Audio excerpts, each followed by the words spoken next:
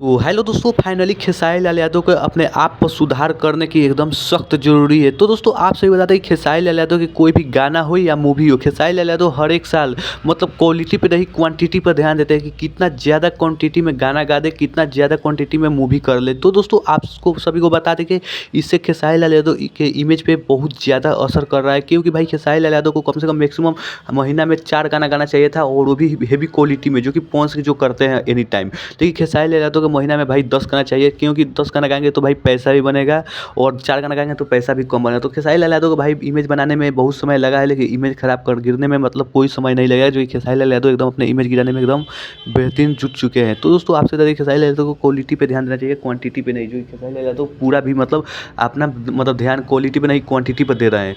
और मूवी की बात करें तो मूवी में भी खेसारी लाल यादव का यही धंधा चल रहा है। तो दोस्तों आप सभी को क्या राय है कमेंट करके बताइएगा, और एक साथ भाई दो-दो मूवी लाना कहाँ तक सही है, आप लोग कमेंट करके बताइएगा। तो दोस्तों आप सभी बता दें कि ये दोनों मूवी पिटने वाला है, क्योंकि भाई एक ही साथ दोनों मूवी आएगा तो कोई देखने जाएगा नहीं। तो भी अच्छा चैनल को लाइक, सब्सक्राइब करना।